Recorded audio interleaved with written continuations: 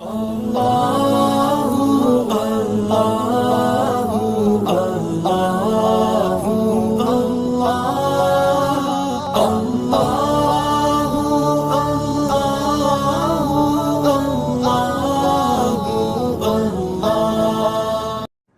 ہمارا مسئلہ یہ ہے کہ رمضان المبارک کو ہم کھانے پینے کے مہینے کے طور پہ مناتے ہیں، گزارتے نہیں ہیں، بلکہ ہم رمضان کو منا رہے ہوتے ہیں، نفس کشی کی بجائے نفس پروری کا مہینہ بنا چکے ہیں۔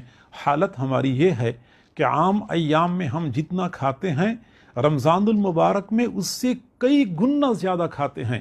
فرق صرف اتنا ہوتا ہے کہ کھانے پینے کے اوقات تبدیل ہو جاتے ہیں، ورنہ مقدار بڑھ جاتی ہے۔ چنانچہ سحری ہم ڈٹ کے کھاتے ہیں حفظ ما تقدم کے طور پہ کہ آگے ہم نے روزہ رکھنا ہے، اور افطاری ہم جی بھر کے کرتے ہیں تلافی مافات کے طور پہ کہ ہم نے روزہ رکھا ہوا تھا۔ تو سحری میں خوب کھاتے ہیں کہ ہم نے روزہ رکھنا ہے، افطاری میں خوب کھاتے ہیں کہ ہم نے روزہ رکھا ہوا تھا۔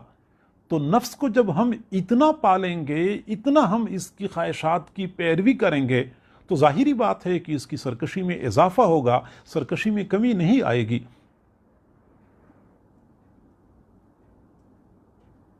کھانے پینے میں کمی کرنا یہ اصل رمضان المبارک کا فلسفہ ہے۔ ہمارا حال یہ ہے کہ ہم سحری میں اتنا کھا لیتے ہیں کہ ظہر تک تو ہمیں کھٹی ڈکھاریں آتی ہیں، ظہر کے بعد تھوڑی سی طبیعت بحال ہوتی ہے کہ پھر آگے افطاری کی تیاری شروع ہو جاتی ہے۔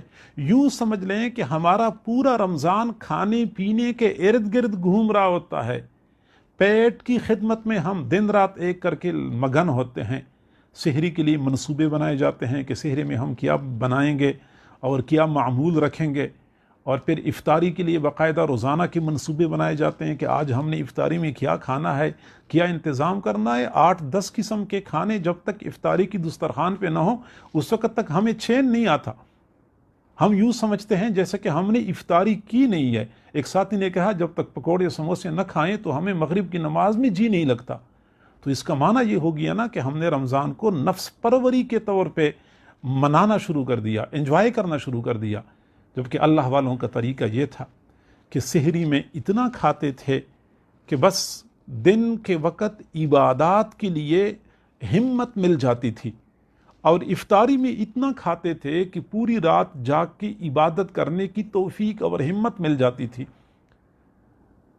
اور ہمارے روزوں میں ایک بہت بڑی کمزوری یہ بھی آئی ہوئی ہے کہ راتوں کو ہم جاگتے ہیں یا تو فیس بک اور واٹس ایپ کے میں مصروف ہو کر، یا پھر ہم گپے لگا رہے ہوتے ہیں، اور پھر دن کو ہم سو جاتے ہیں۔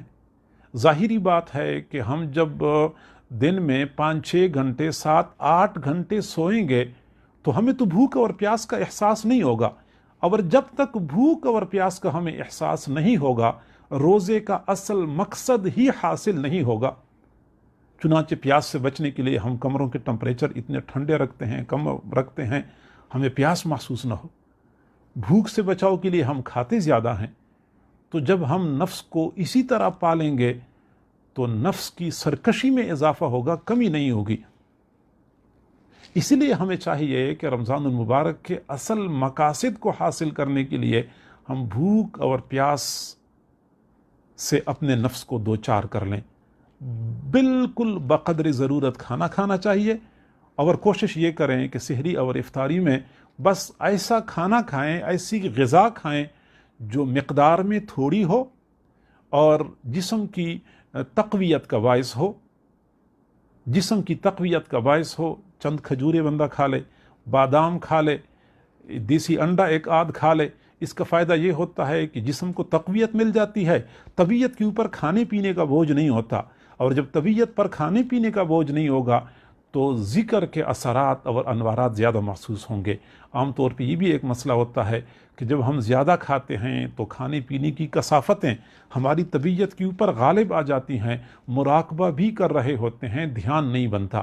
سالکین اگر چاہتے ہیں کہ ہماری روحانی ترقی ہو تو اس کے لیے ضروری یہ ہے کہ کم از کم عصر سے لے کے مغرب تک کا وقت ہم مراقبے میں گزارا کریں، چونکہ اس وقت کھانے پینے کی کثافتیں ختم ہو چکی ہوتی ہیں، طبیعت میں لطافت آ چکی ہوتی ہے، اور انسانی نفس ذکر کو زیادہ محسوس کرتا ہے۔